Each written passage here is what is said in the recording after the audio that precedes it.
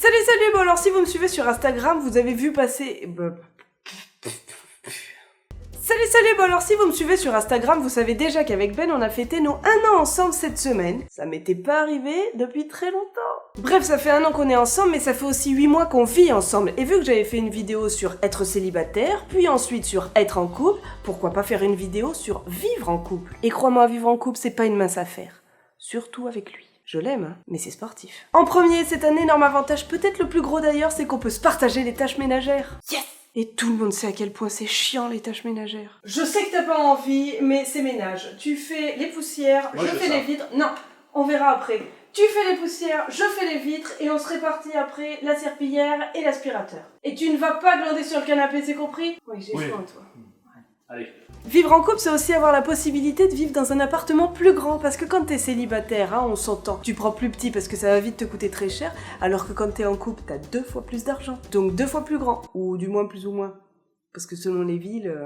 Vivre à 2, c'est devoir développer son sens de la patience. C'est bon, t'es prête là? Dans 5 minutes, ce serait bien qu'on parte. Oui, je veux juste faire une petite retouche maquillage.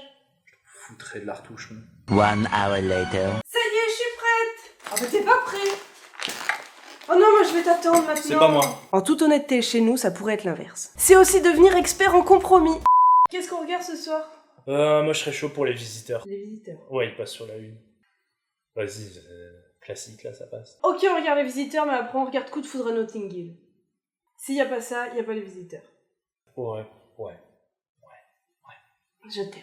Là aussi, chez nous, c'est un peu l'inverse. C'est avoir une personne qui prend soin de nous quand on est malade jusqu'à ce qu'elle-même tombe malade. Mais après, c'est nous qui devons l'aider, vu qu'on est un peu responsable d'avoir amené la maladie dans le cocon familial. Ah oui, c'est pas fait exprès, hein. Ou alors, on peut aussi la laisser mourir. C'est avoir quelqu'un chez soi quand on se prend une cuite. Alors, des fois, ça a ses avantages. Oh, qu'est-ce qu'il y a?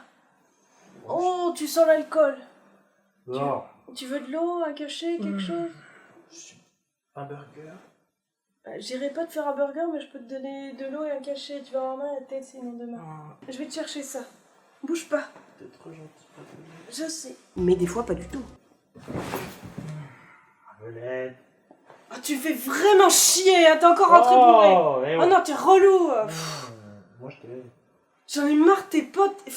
Oh non, en plus, tu pues. Tu pues. Va dormir dans le salon. Bah, je pue pas. Va dormir dans le salon. J'ai pris les cocktails, ça sent Va bon, c'est dormir des fruits. dans le salon. C'est devoir parfois s'adapter aux petites manies de l'autre sans jamais vraiment y arriver, comme par exemple ce petit rouleau de papier toilette. Parfois, il ne va jamais arriver à atteindre la poubelle sans votre aide. Je vous le dis tout de suite. Moi, il a beaucoup de mal. Mais ça me faisait parfois la même chose quand je vivais en coloc. Pourtant... je comprends pas. Ou alors il y a aussi les vêtements sales qui refusent d'aller dans la corbeille. Je sais pas, il y a un espèce de refus d'obtempérer. Ils iront partout, mais pas dans la corbeille.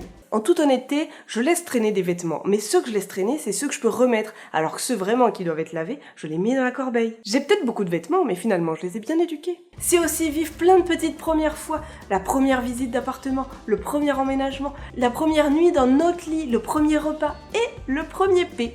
Oui, ça peut arriver. Vivre en couple, c'est aussi devoir s'adapter au goût de sa chère et tendre moitié. C'est clairement perdre en intimité. C'est avoir des câlins et de l'attention quand on veut. Ou quand on espère en avoir, du moins. Je peux avoir un câlin? Ah. Tu veux pas aller faire un câlin sur le fauteuil là-bas? Mais pourquoi? J'ai chaud. Oh, t'es relou. Ouais, bah oui. C'est aussi se parler avec amour. T'as des vieux pieds.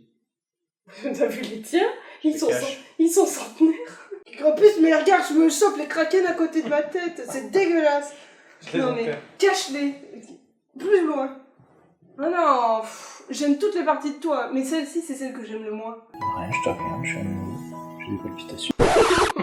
Allez, dégage, c'est bon. C'est lors d'une engueulade ne plus pouvoir dire « Ok, tu me saoules, je rentre chez moi ». C'est avoir des petites habitudes de couple un peu, voire très cheloues. C'est au bout d'un certain temps parfois se décider à fonder une famille. Et non, ce n'est pas du tout une annonce. Non. Vivre ensemble, c'est aussi partager plein de choses. Des soirées entre amis, des balades, des vacances, des week-ends à deux, glander à la maison. Et c'est même parfois partager des champignons. Wouhou! Je vais toucher du bois pour que ça arrive pas. Et pour finir, c'est aussi quelqu'un qui va réussir à quoi?